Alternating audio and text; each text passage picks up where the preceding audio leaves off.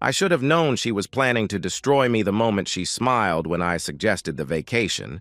That smile, Christ, I can still see it now, sitting here in what used to be our kitchen 6 months later.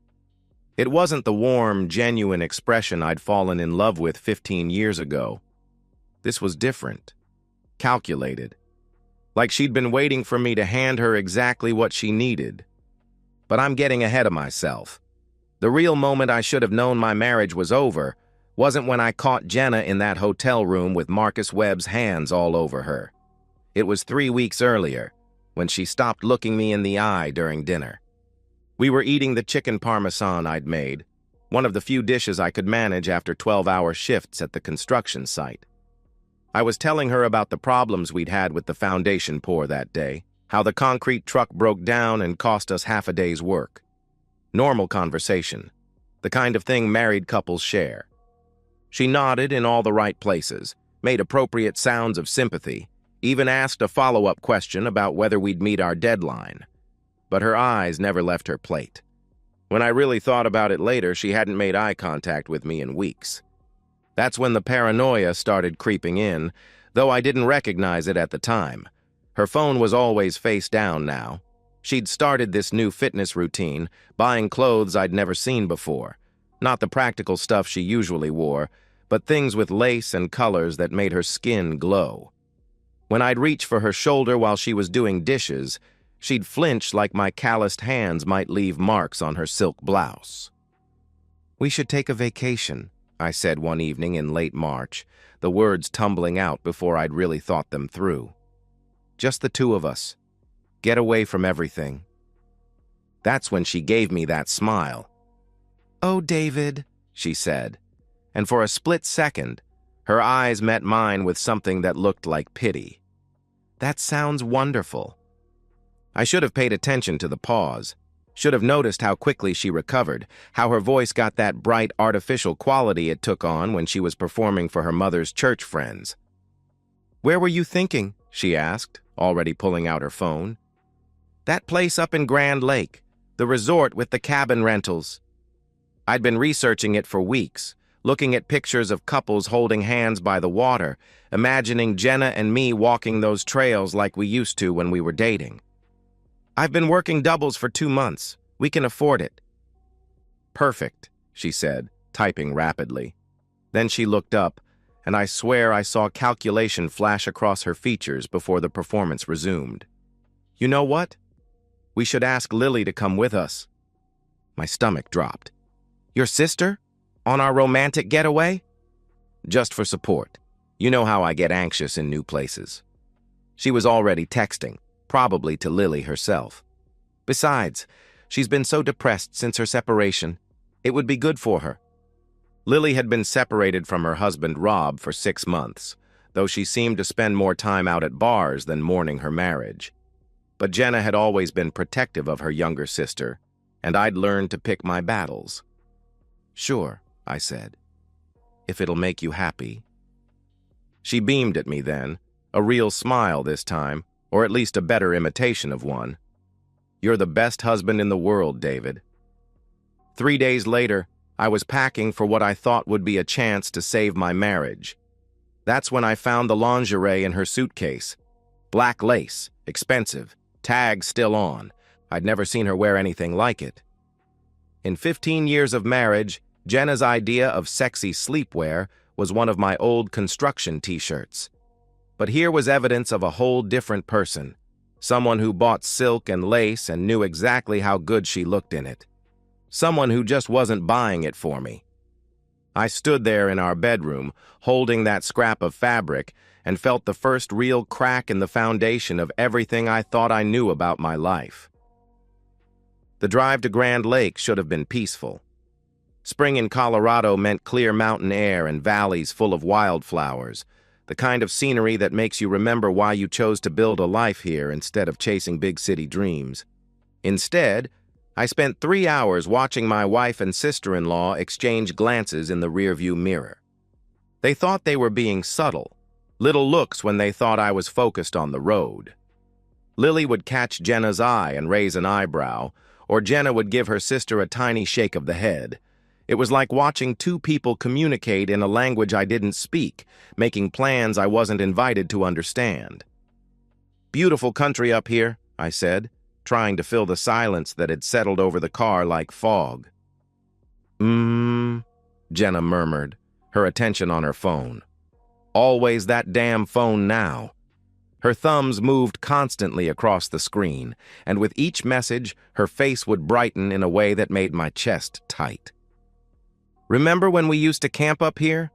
I tried again. "Before we got married? You said it was the most beautiful place you'd ever seen." "Of course I remember." She didn't look up.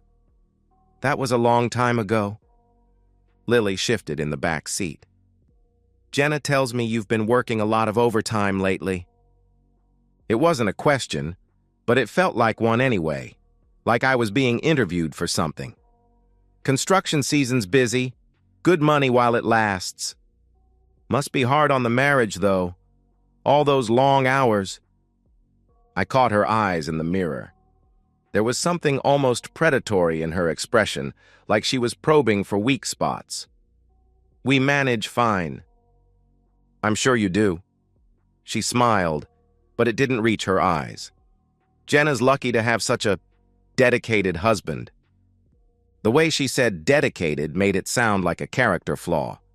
The Lakeside Pine Resort was exactly what the website had promised. Rustic cabins scattered around a pristine mountain lake with a main lodge that served decent food and strong drinks. Our cabin had 2 bedrooms, a stone fireplace, and a view of the water that should have been romantic. Jenna claimed exhaustion after dinner and went to bed before 9, leaving Lily and me at the lodge bar. This hadn't been part of my plan for reconnecting with my wife, but Lily seemed determined to keep me company. "She's been under a lot of stress lately," Lily said, nursing her 3rd gin and tonic. The alcohol was making her talkative, less careful with her words. "What kind of stress?" I asked, though I wasn't sure I wanted to know the answer. "Oh, you know, work stuff, family stuff." She waved her hand vaguely. "Sometimes a woman just needs space to figure things out." "Figure what out?" I asked. Lily's eyes went wide, like she'd said more than she meant to. "Nothing specific, just life, you know? Sometimes you reach a point where you have to make some hard choices about what you really want." The words hit me like a punch to the gut, but I kept my expression neutral. 15 years of managing construction crews had taught me not to react until I had all the information. "Hard choices," I repeated. "I've said too much." She finished her drink in one gulp. "Forget I said anything. I'm drunk and talking nonsense." But she wasn't drunk enough to be careless by accident. Everything about this conversation felt rehearsed, like she was testing how much I suspected, how much I might already know. The next morning at breakfast, Jenna was glued to her phone again. Every ping of a new message made her face light up like Christmas morning, the kind of pure joy I hadn't seen from her in months. "Digital detox day," I suggested, trying to sound casual. "Let's leave the phones in the room and just enjoy being here." Both women immediately objected. "I need to stay available for work," Jenna said. "What if there's an emergency?" Lily added. "It's Saturday," I pointed out. "Emergencies don't follow the calendar," Jenna snapped, then caught herself and softened her tone. "I just feel better knowing I can be reached if needed." That afternoon by the pool, everything came to a head. Jenna excused herself to make a phone call, claiming she needed to check on something important. I watched her walk toward our cabin with her phone pressed to her ear. But something about her body language was wrong. The way she moved, the expression on her face. This wasn't a business call or even a casual conversation with a friend. This was intimate, secretive. In her nervousness and the heat of the moment, Jenna had forgotten to maintain her usual careful deception. I made my decision right there by the pool, with Lily desperately trying to distract me with spilled drinks and inappropriate flirting. I was going back to that cabin, and I was going to find out exactly what kind of call required that much privacy. Some foundations can't be repaired. Sometimes you have to tear everything down and start over. The cabin door was ajar. Such a small detail, but it stopped me cold on the wooden steps. In 15 years of marriage, Jenna had never left a door unlocked, let alone standing open. She was obsessive about security, the kind of woman who checked the deadbolt 3 times before bed. But there it was. Our supposed sanctuary cracked open like an invitation, or maybe like a wound that couldn't quite heal shut. I pulled out my phone and started recording before I took another step. Some instinct born from years of documenting construction defects and insurance claims kicked in. Whatever was about to happen, I'd need proof. The voices hit me first. Jenna's laugh, breathy and wild in a way I hadn't heard since our honeymoon. Then a man's voice, low and confident, saying things that made my hands shake as I held the phone steady. "God, I've missed you," the voice said. 2 weeks felt like forever. "I know, baby. But we had to be careful. David's been watching me more closely lately." David. My own name, spoken like a problem to be managed. I moved closer to the partially open bedroom door, keeping the phone aimed through the gap. The image on the screen was small but clear enough. My wife of 15 years tangled up with Marcus Webb, the smooth-talking regional sales manager from the Lexus dealership where she'd bought her car last month.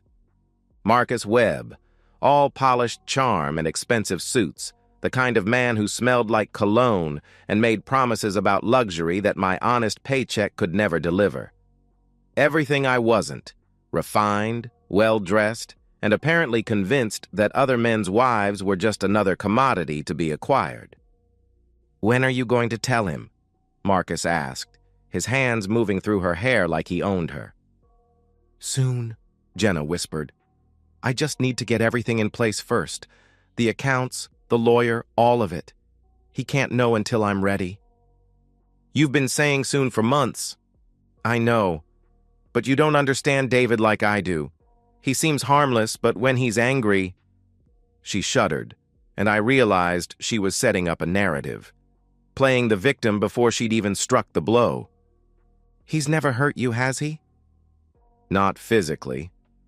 But the emotional manipulation, the way he makes me feel guilty for wanting more than this life he's trapped me in." Her voice broke with practiced vulnerability. "Sometimes I think he does it on purpose. Keeps me isolated so I'll be dependent on him." I almost laughed at the cruel irony. She was describing exactly what she'd been doing to me for months: the emotional manipulation, the guilt, the isolation. But she was painting herself as the victim of her own tactics. They kept talking, but I'd heard enough.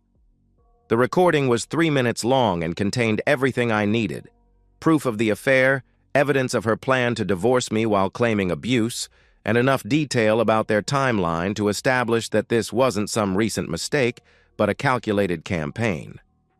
I backed away from the door as quietly as I'd approached. My phone showed 17 missed calls and 43 text messages, all from Jenna and Lily wondering where I was, demanding I answer, growing increasingly frantic as they realized their carefully orchestrated deception was falling apart. The drive home took 4 hours. 4 hours of ignoring the constant buzz of my phone, 4 hours of watching the mountains give way to plains, 4 hours of planning what came next. By the time I reached our neighborhood, I wasn't the same man who'd packed hopefully for a romantic getaway 3 days earlier. That man had believed in redemption, in the possibility that love could overcome any obstacle if you just tried hard enough. This man understood that some people mistake kindness for weakness, loyalty for stupidity, and love for leverage. I stopped at Home Depot first. New locks, heavy-duty deadbolts, the kind that couldn't be picked or bypassed with a credit card. While I was there, I bought a small fireproof safe for important documents. Then I stopped at Office Depot for cloud storage backup drives and printed copies of the recording. By the time I got home, I'd already researched 3 divorce attorneys who specialized in adultery cases, forwarded the video to my personal email account from 3 different addresses, and made a list of everyone who needed to see what Jenna and Marcus thought they'd hidden. The house felt different when I walked in. Smaller somehow. Like learning the truth had changed the fundamental architecture of the place where I'd thought I was building a life. But foundations can be rebuilt. Sometimes that's the only choice you have. My garage had always been my sanctuary, the one place in the house where everything had its purpose and nothing was there just for show. Now it became something more, a command center for systematic justice. I'd cleared off my workbench and spread out everything like blueprints for a new construction project, printed copies of the recording transcript, financial statements going back 2 years, phone records I'd subpoenaed through Amanda Reeves, the divorce attorney who specialized in high-conflict infidelity cases. "Most men in your situation want blood," Amanda had said during our first meeting, reviewing the evidence with the clinical detachment of a surgeon examining X-rays. "They want to scream, break things, make dramatic gestures that feel good in the moment but hurt them in court." "I'm not most men," I'd replied. "No, you're not."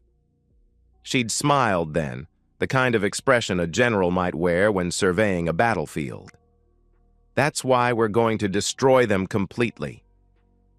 The investigation had revealed the scope of Jenna's betrayal went far beyond sex in hotel rooms. She'd been planning her escape for months, systematically moving money to accounts I didn't know existed. Small amounts at first, $200 here, $500 there, but it added up to nearly $15,000 of our savings. More damaging was what I'd learned about her campaign to poison our social circle against me. Phone records showed dozens of calls to her mother, her sister, even my own brother, spreading carefully crafted lies about my behavior. How I was becoming controlling and paranoid. How she was scared to leave because of what I might do. The genius of it was how she'd used my own personality against me.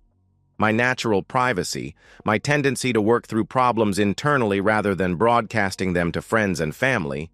She'd twisted these traits into evidence of something sinister. "She's been building her victim narrative for months," Amanda explained, showing me text message chains she'd obtained through discovery. "Classic manipulation playbook. Isolate the target, control the narrative, then claim self-defense when you strike." Except Jenna had made one critical mistake. She'd chosen the wrong target. Tony Rodriguez, my crew chief, stopped by on a Thursday evening while I was working late in the garage. We'd been friends for 8 years, ever since he'd started working for my company, and he was one of the few people who knew the real story. "You doing okay, boss?" he asked, studying the organized chaos of papers and files covering every surface. "Better than okay," I said, showing him the latest discovery. "Turns out Marcus Webb isn't just an adulterer, he's a criminal." The background check Amanda had run revealed Marcus's pattern of financial fraud. He'd been using fake identities to avoid creditors, running up debt on credit cards issued to names that barely existed, then disappearing when the bills came due. His expensive lifestyle was built entirely on other people's money. "This guy's got warrants in 2 states, I told Tony. Fraud, identity theft, check kiting, and Jenna thinks he's going to take care of her once she leaves me." Tony whistled low. "Man's got bigger problems than your wife." "Had bigger problems," I corrected. "I solved them for him this morning." I'd made a series of phone calls that afternoon, to the fraud departments at 3 major banks, to the district attorney's office in Jefferson County, to Marcus's employer with copies of the evidence Amanda had compiled. By the time Marcus Webb tried to clock in for work the next morning, he'd discover that his carefully constructed house of cards had collapsed overnight. "What about Jenna?" Tony asked. I smiled and pulled out the final piece of my plan. Divorce papers that would strip her of everything she thought she'd cleverly hidden away, backed by evidence so comprehensive that no judge in Colorado would grant her a single concession. "She wanted a new life so badly," I said. "I'm going to give her exactly what she asked for." They returned on Sunday evening like conquering heroes. Jenna and Lily laughing as they climbed out of Lily's car with their overnight bags, and the glow of women who thought they'd pulled off the perfect crime. The laughter died when they realized their key wouldn't work. I watched through the front window as Jenna tried the lock 3 times, then pulled out her phone to call me. I let it ring while she and Lily exchanged panicked glances on my doorstep. When she tried again, I answered on the first ring. "Having trouble getting in?" I asked. "David, what's wrong with the lock?" "Did something happen to the house?" "Nothing happened to the house. I changed the locks," I replied. Silence. Then, "Why would you do that?" "Open your text messages," I replied. I'd sent her a single screenshot 30 minutes ago, a frame from the video showing her and Marcus in a position that left no room for interpretation. Not the whole recording, just enough to let her know exactly what kind of conversation we were about to have. "David, I can explain," she stammered. "No need. I'll be right out," I replied. I'd spent the morning preparing for this moment, arranging the living room like a courtroom. The divorce papers were stacked neatly on the coffee table beside printed copies of financial records, bank statements, and phone logs. Everything she'd thought was hidden, laid out like evidence in a murder trial. When I opened the door, Jenna's face was white as construction paper. Lily stood behind her, no longer the confident accomplice who'd spent months helping orchestrate my humiliation. "Let's talk inside," I said, stepping aside to let them enter. Jenna moved like she was walking to her execution, which in a way, she was. Everything about her body language screamed guilt. The way she wouldn't meet my eyes, how her hands shook as she set down her purse, the careful distance she maintained from the coffee table where the evidence waited. "David, before you say anything—" "Sit down," I demanded. My voice carried the authority I used with construction crews when safety was on the line. No negotiation, no discussion, just compliance or consequences. She sat. "We need to discuss the divorce," I said, settling into the chair across from her like we were negotiating a business contract. "I've made this as simple as possible." The papers I handed her were comprehensive. No alimony, no claim to the house, no access to retirement accounts she'd never contributed to. Just a clean separation that would leave her with exactly what she'd brought to the marriage 15 years ago. Nothing. "You can't be serious," she whispered, scanning the terms. "Half of everything is mine by law." "Read the next page," I replied.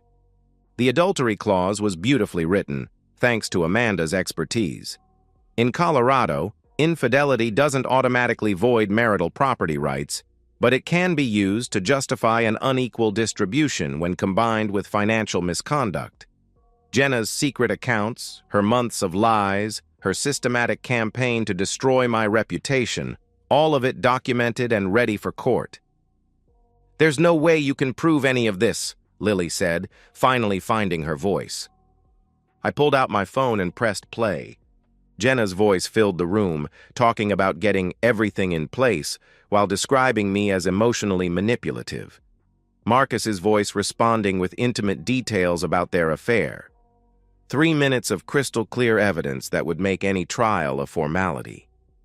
Jenna's face crumpled like a demolished building. "David, please. We can work this out. It was a mistake. It didn't mean anything." "It meant everything," I said quietly. "It meant you've been planning to destroy me for months. It meant you've been poisoning everyone we know against me. It meant every day for the past year has been a lie." The front door opened before she could respond. I'd given a key to one more person who needed to hear this conversation. Jenna's mother, Carol, who'd spent 15 years treating me like a disappointing son-in-law who wasn't quite good enough for her precious daughter. Carol walked in prepared to defend Jenna, her mouth already open to deliver whatever lecture she'd rehearsed about my responsibilities as a husband. Instead, she heard her daughter's recorded voice describing how she'd manipulated our marriage while planning my destruction. The silence that followed was absolute. Carol looked at Jenna like she was seeing a stranger. How could you do this to him? To us? Mom, it's not what it sounds like. It's exactly what it sounds like. Carol's voice was hollow. I raised you better than this. 20 minutes later, they were gone. All of them. Even Lily had nothing to say as they loaded their shame into the car and drove away from the house where I'd thought we were building something permanent. I stood in my doorway and watched their taillights disappear, feeling lighter than I had in months.